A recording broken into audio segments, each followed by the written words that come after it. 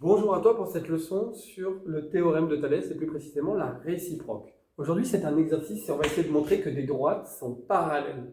Alors ici, on a une situation de Thalès, on reconnaît la configuration classique, mais la question est un peu inhabituelle puisqu'on ne nous demande pas de démontrer de calculer une longueur, mais plutôt de démontrer que les droites sont parallèles. Alors comment on va faire? Déjà, première chose, on va écrire les hypothèses. Première hypothèse, les points doivent être alignés. Super, c'était donné dans notre texte. On peut simplement commencer par écrire, première chose, que ECA et EDB sont alignés dans cet ordre. C'est la première hypothèse, et donc bien évidemment, on va l'écrire, on ne va pas s'en priver. Deuxième hypothèse, maintenant, on va devoir avancer. Il va désormais falloir montrer que notre égalité de Thalès, elle est vérifiée, en tout cas que deux des quotients de l'égalité de Thalès sont vérifiés.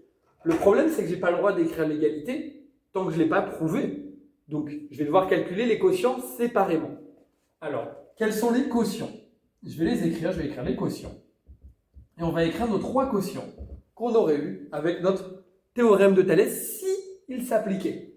Alors, j'aurais fait petit côté sur grand côté, j'aurais donc fait EC sur EA. Donc, le premier quotient que j'ai envie d'écrire, c'est EC sur EA. Ça, c'est le premier. Je ne mets pas de égal, je ne sais pas si c'est vrai, je vais voir le deuxième. ED sur EB. Donc, j'écris ED sur EB. Pareil, pas de égal, on ne sait pas si c'est égal ou pas. On va écrire le troisième, petit côté sur grand côté, CD sur AB.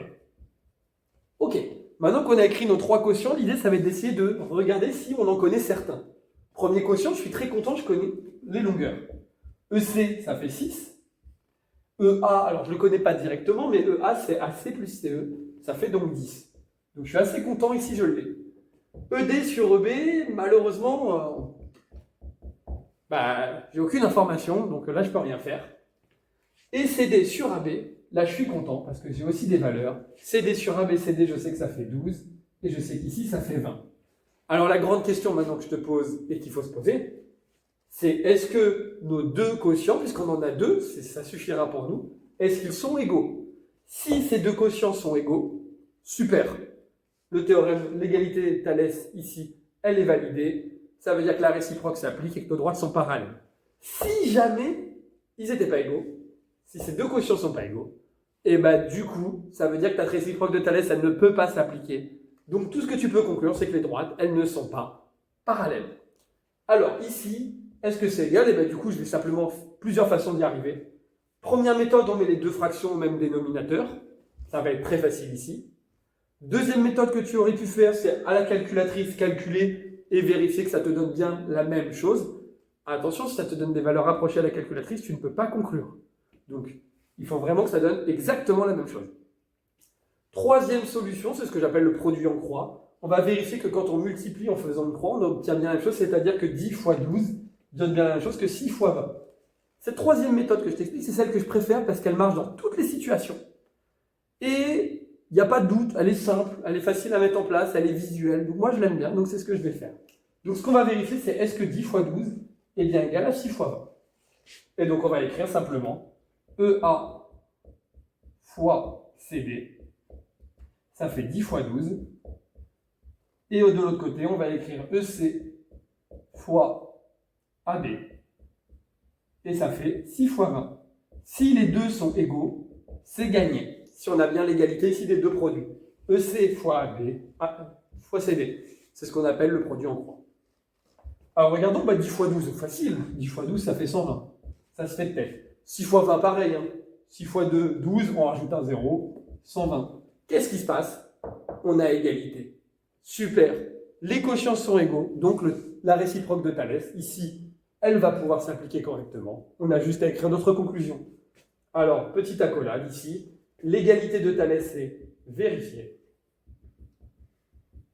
On écrit bien, évidemment, ce qu'on fait.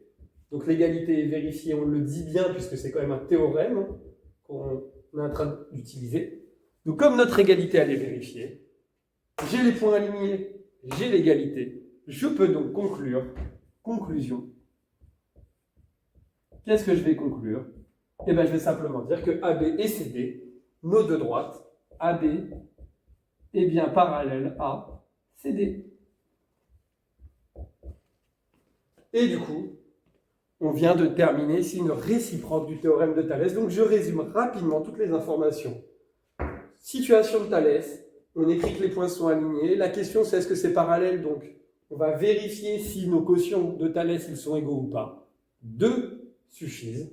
Pour vérifier un produit en croix, par exemple, on trouve que c'est vérifié, alors les droites sont parallèles. Et si jamais ce n'est pas vérifié, c'est que les droites ne l'étaient pas.